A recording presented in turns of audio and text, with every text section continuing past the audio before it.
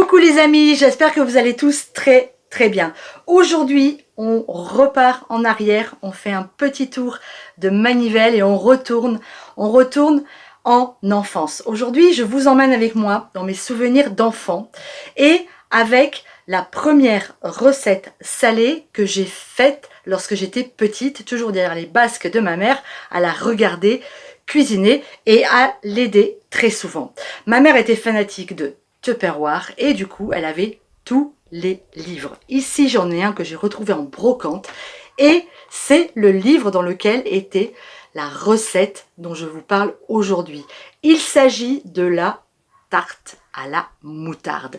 Cette tarte hyper simple à réaliser, absolument délicieuse, qui moi m'emmène dans des souvenirs olfactifs vraiment liés à l'enfance. J'adorais faire cette tarte lorsqu'on partait en vacances. J'en faisais une, on l'emmenait dans la voiture et on la mangeait en descendant dans le sud de la France, au camping. Je l'ai faite à mes filles plus tard.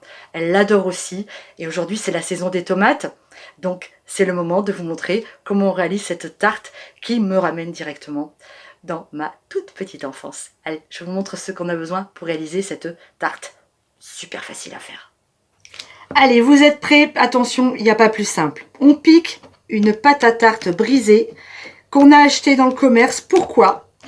Parce que moi, ma maman, elle a acheté la pâte et le souvenir que j'en ai, c'est avec une pâte du commerce. Et si je fais, j'ai déjà essayé avec une pâte maison, j'ai pas le même rendu. Alors pour une fois, on prend une pâte du commerce. On va enduire notre pâte de moutarde. On met une belle couche de moutarde forte au fond, à peu près l'équivalent de 2 cuillères à soupe. Allez, ça c'est fait. Alors, dans la recette, je vous l'ai photographiée, ils mettent eux des lamelles de gruyère. Moi, j'ai pas de gruyère, donc je vais mettre du râpé, à peu près 150 grammes. Donc, on parsème de fromage râpé ou de lamelles de gruyère. Ensuite, on recouvre avec nos tranches de tomates. Donc ici, ce sont les tomates du jardin. C'est un vrai bonheur. Malgré le mildiou, on réussit quand même à en manger. Donc, je recouvre bien toute ma tarte avec mes tranches de tomates. On les met les unes à côté des autres, inutile de les superposer. On va mettre une pincée de sel. On poivre. Notre four, lui, est en train de chauffer à 220 degrés. Un filet d'huile d'olive, évidemment, moi j'utilise l'huile d'olive de mes partenaires Terra Delissa. Un filet d'huile d'olive sur notre tarte et ça part au four pour environ 35 minutes. C'est parti! Ça y est, ma tarte est cuite, 35 minutes pile poil, la voilà à la sortie du four. Ça va être tellement bon. Alors on la laisse refroidir un tout petit peu avant de la déguster.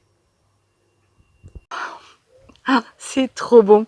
On se retrouve à l'extérieur pour déguster notre tarte à la moutarde. C'est le plein été. Il fait très beau, il faut en profiter. Moi j'ai la chance en plus d'avoir de grands arbres ici. Et là je suis sous un chêne, ce qui est fort agréable. Allez, on goûte.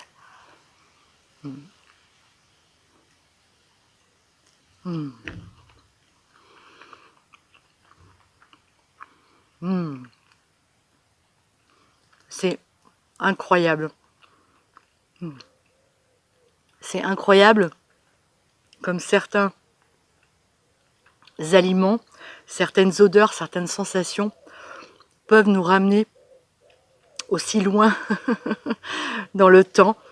C'est fou, mais bon, c'est génial. Est-ce que vous aussi, vous avez des souvenirs de lorsque vous étiez enfant, des souvenirs d'odeur, peut-être des confitures d'une grand-mère ou des marrons dans la cheminée d'un grand-père?